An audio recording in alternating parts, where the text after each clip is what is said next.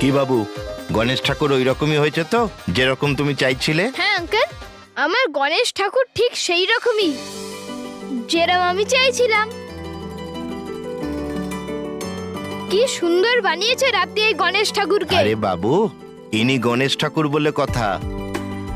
আমি এনার মূর্তি তৈরি করি না, বরং ইনি নিজে যেমন রূপ চান তেমন রূপ ধারণ করেন। আচ্ছা, আমি এক্ষুনি মেহের বললু মা বাবাকে বলছি, আর তারপর আমরা কালকে আমাদের গণেশ ঠাকুরকে নিতে আসবো। হ্যাঁ, অবশ্যই আচ্ছা আসবে। ঠিক আছে, তাহলে আমি আসছি। আরে শোনো বাবু, হ্যাঁ, তোমার বাবাকে বলবে কাল সকাল 10টার আগে মূর্তি নিতে যেন চলে আসেন। সেটা কেন? কারণ কাল আমার বাড়িতেও গণেশ ঠাকুরের স্থাপন হবে, আর আমি কাল সকাল 10টার পরে দোকান বন্ধ করে দেব। তারপর তুমি গণেশ ঠাকুরের মূর্তি পাবে না। আঙ্কেল, আমরা তো 9টার সময় চলে আসবো। 1 বছর ধরে অপেক্ষা করছিলাম আপনাকে আমাদের বাড়িতে নিয়ে যাওয়ার জন্য। আপনি যখন আসেন, আপনার সাথে সাথে চারিদিক আনন্দে ভরে ওঠে। আর কাল যখন আমি আর আমার পরিবার আপনাকে নিতে আসবো না, আর কাল আপনাকে অনেক সেবা করব, সব আপনার সঙ্গে দেখা করতে আসবে, আপনার পুজো হবে। আর হ্যাঁ, সবচেয়ে দরকারি কথাটা তো আমি বলতে ভুলেই গেলাম। গণেশ ঠাকুর, কাল ঠাকুমা তোমার জন্য খুব সুস্বাদু মোদক বানাবে।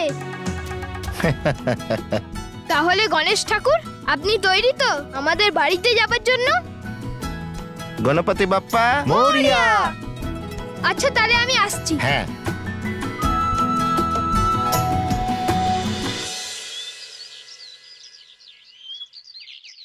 গণেশ ঠাকুরের পছন্দের মোদক।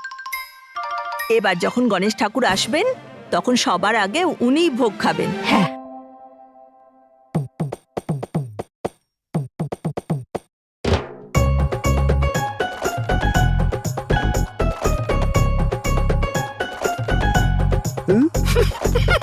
মায়ের হাতের তৈরি মোদক, আহা হা। সরি মা, 1 বছরের অপেক্ষা হয়ে গেছে, এবার আর 1 মিনিট অপেক্ষা করতে পারবো না। আহা হা হা।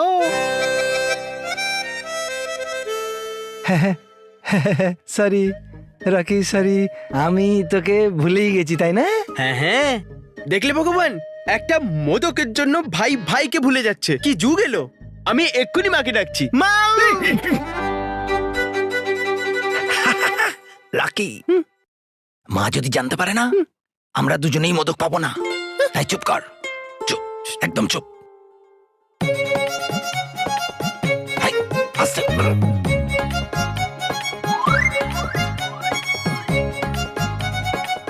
দাদা!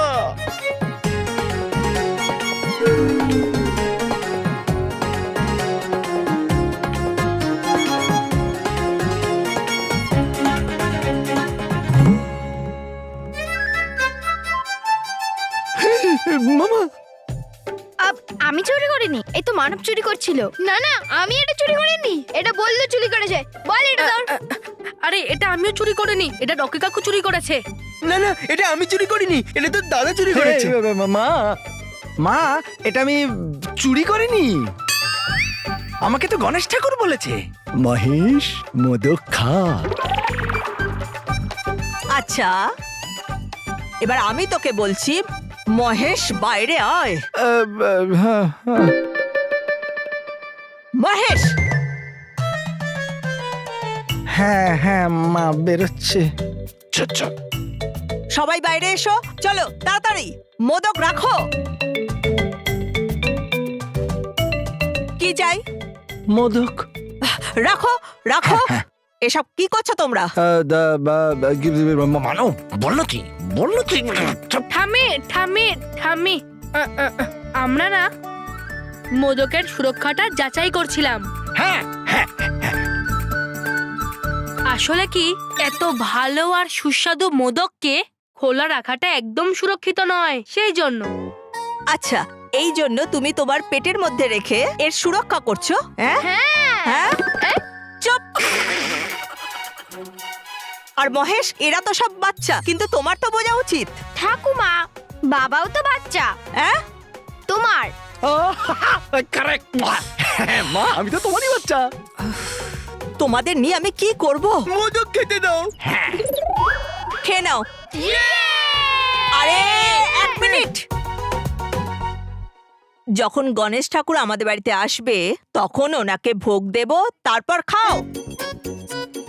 কিন্তু মা, এই কথাটা আমি বিশ্বাস করি যে তোমার হাতের এত সুস্বাদু মোদক খাবার জন্যে গণেশ ঠাকুরও সারা বছর অপেক্ষা করে থাকে।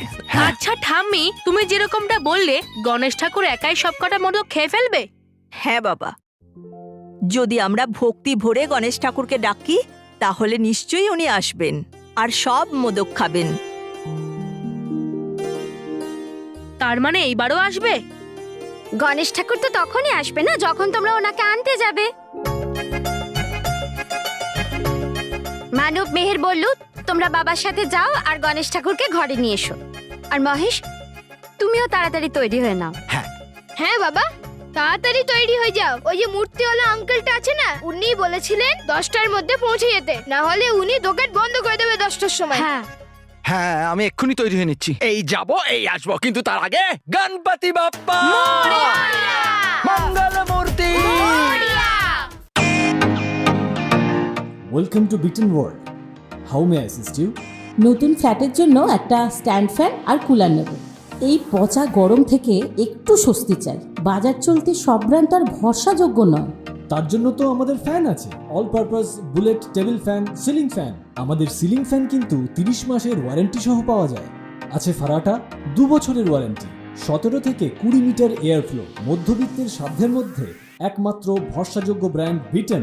আমাদের কুলারের কিন্তু অনেক range, 45 litres, 50 litres, 70 litres, 90 litres, 110 litres. Honeycomb সহযোগে বিটেনের সব কুলারের ওয়ারেন্টি 1 বছর। চেনা হাওয়ায় অচেনা অনুভূতির জন্য একমাত্র আদর্শ বিটেন। গরমে স্বস্তি পেতে বিটেনের ফ্যান হোক বা কুলার, আজই আনুন বাড়িতে। বিটেন, ডিজিটালি ইয়োর্স।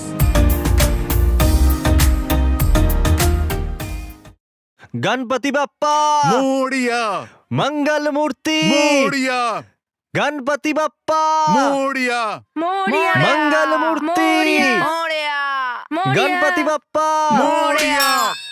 চলে গেছে ওরা। বস, তুমি না বাদাম খাও। কেন? কারণ বস, ওইটা খেলে যদি তোমার একটু বুদ্ধি চলে আসে। যখনই দেখি তখনই উল্টোপাল্টা কথা বলে। বস, এটা উল্টোপাল্টা কথা নয়।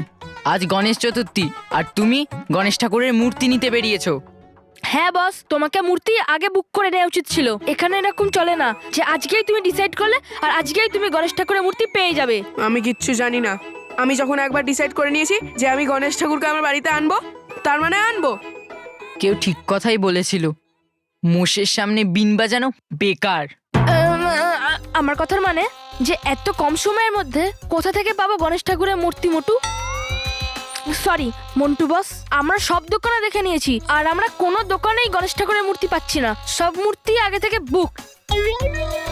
পাবো, আমার পছন্দের মূর্তিই পাবো, কারণ আমার ডিকশনারিতে ইম্পসিবল ওয়ার্ড নেই। আচ্ছা, কোথা থেকে কিনেছিলে এরম বাজে ডিকশনারি? আর কেনারই ছিল তো 10-15 টাকা যোগ করে ইম্পসিবল শব্দযুক্ত ডিকশনারি কিনতে পারতে।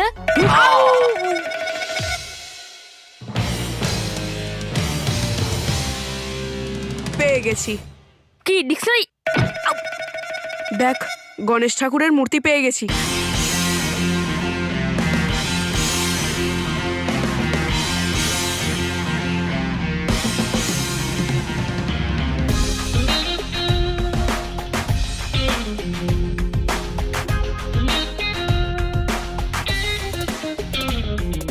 এই গণেশ ঠাকুরের মূর্তিটা আমি আমার বাড়ি নিয়ে যাব।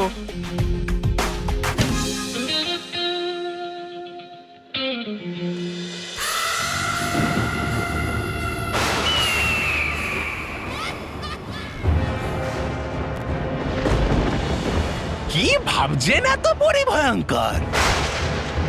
কোথাও এটা ভাবছেন না তো আপনি আত্মসমর্পণ করার জন্য পরীদের কাছে?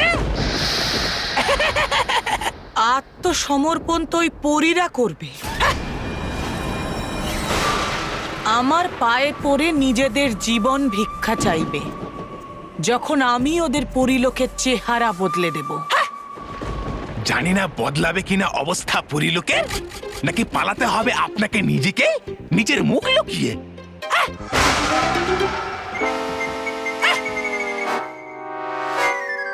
কি বললে? জয় হো পরি ভয়ঙ্করের জয় হো। হ্যাঁ তবা তবা।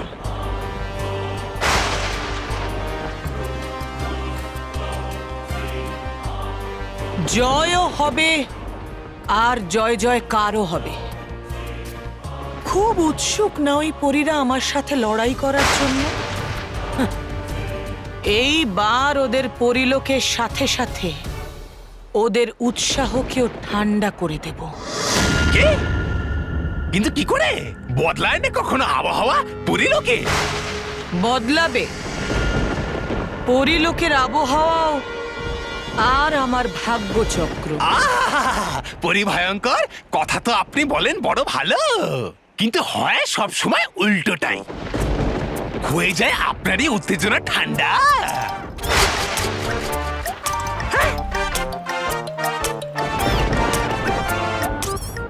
তাহলে ঠিক আছে, তোমার উপরেই প্রয়োগ করে দেখি যে পরিলোক ঠান্ডা হবে নাকি আমার প্রহার। আমার উপর? না পরি ভয়ঙ্কর, না না পরি ভয়ঙ্কর। খবরদার নড়ার চেষ্টা করলে তবা তবা ইঁদুর বানিয়ে দেবো এক্ষুনি।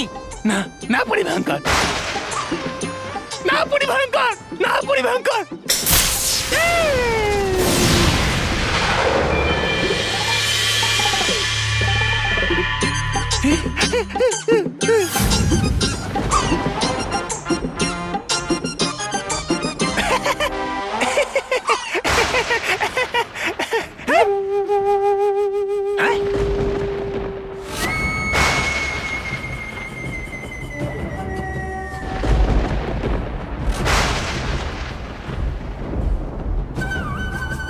এটা হলো আমার হিমচক্র। এইটা এর হাওয়া দিয়ে তো আমার নাকও ঠান্ডা হবে না। তাই নাকি? হ্যাঁ, এখনই দেখে নেওয়া যাক।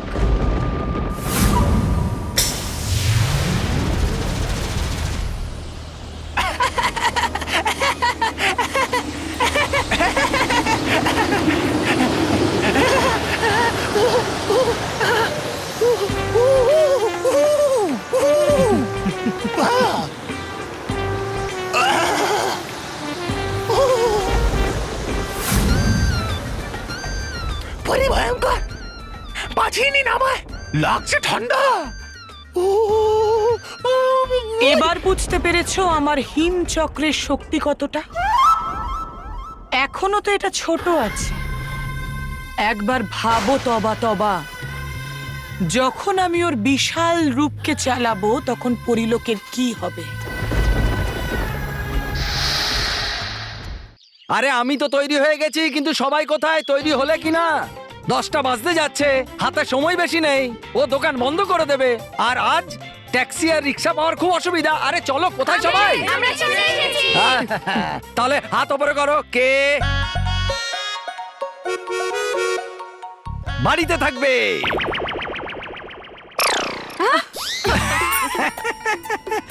ওকে ওকে ওকে ওকে, চলো তাহলে আবার হাত উপরে করো। কে?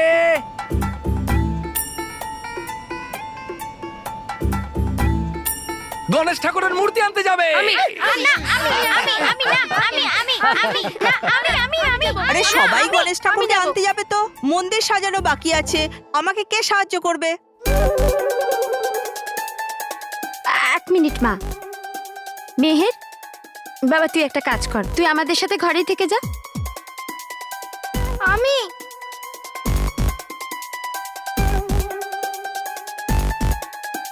ঠিক আছে, তোমরা সবাই যাও গণেশ ঠাকুরের মূর্তি আনতে, আর আমি বাড়িতে থাকি।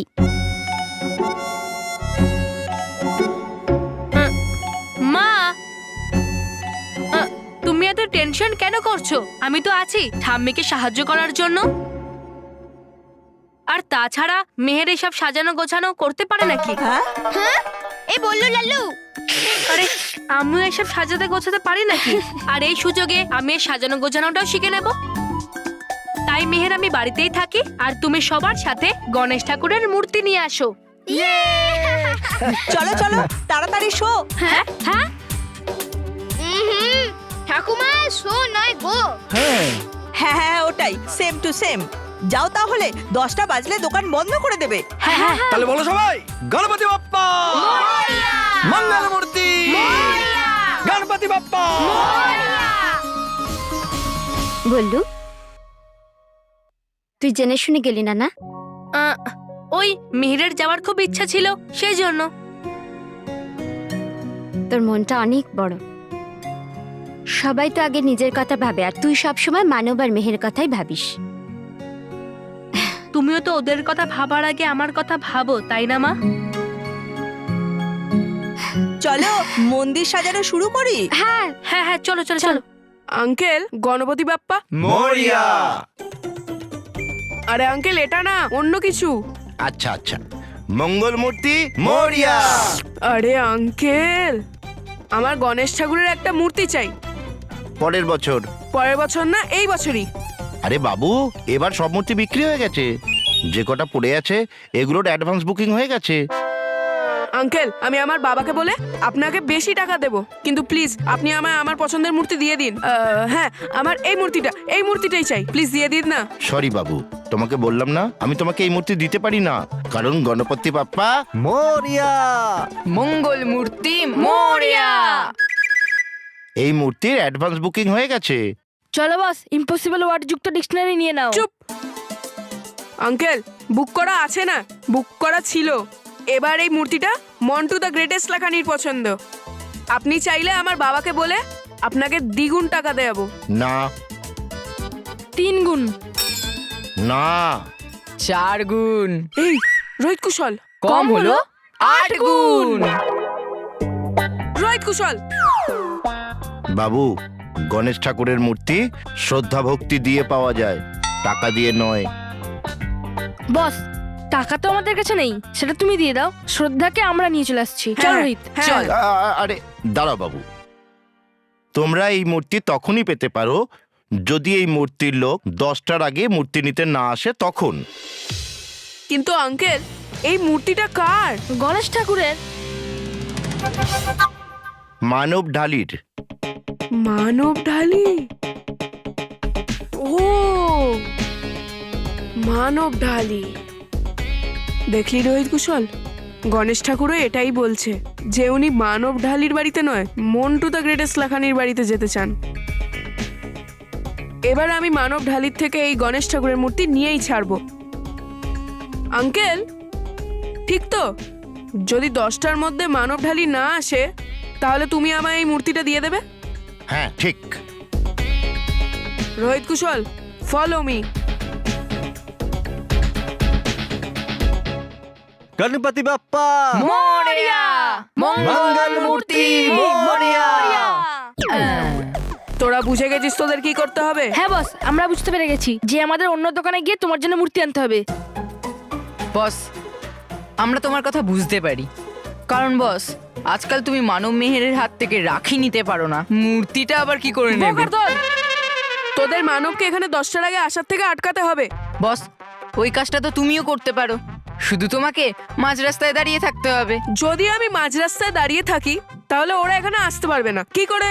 কারণ বস, হাতি যদি মাঝ রাস্তায় দাঁড়িয়ে পড়ে তাহলে ট্রাফিক জ্যাম হয়ে যায় না। ও, হাতি হাতি মাঝ রাস্তায় দাঁড়িয়ে যায়, রাইট? গণেশ ঠাকুর দেখছেন? হ্যাঁ হ্যাঁ হ্যাঁ, গণেশ ঠাকুর দেখছে তো, তাই মন দিয়ে শোনো। হ্যাঁ, তাহলে আমি কি বলছিলাম? হ্যাঁ, মানব মেহেরকে তোদের এখানে 10টার আগে আসার থেকে আটকাতে হবে। আজকে এটা গণেশ পুজোর প্রথম দিন, রাইট? তাহলে ওরা অটো বা ট্যাক্সি কোনোটাই পাবে না, তাই তোরা আমার গাড়ি নিয়ে যা, আর ওদের এখানে আনার বাহানা দিয়ে পুরো মুম্বাই দর্শন করা 10টা অবধি, বুঝলি? আর যেই 10টা বাজবে, গণেশ ঠাকুরের মূর্তি আমার হয়ে যাবে। কিরম লাগলো আমার প্ল্যান? গুড প্ল্যান বস, গুড প্ল্যান। কিন্তু বস, একটা জিনিসই নেই। কি কমতি? পিৎজা আর বার্গারের। চল কুশল, চল চল চল। হ্যাঁ চল চল। 9টা বেজে গেছে, 10টা বাজতেই গণেশ ঠাকুরের মূর্তি আমার হয়ে যাবে। এই মূর্তি আমার হওয়া থেকে আমাকে বালবিরও আটকাতে পারবে না।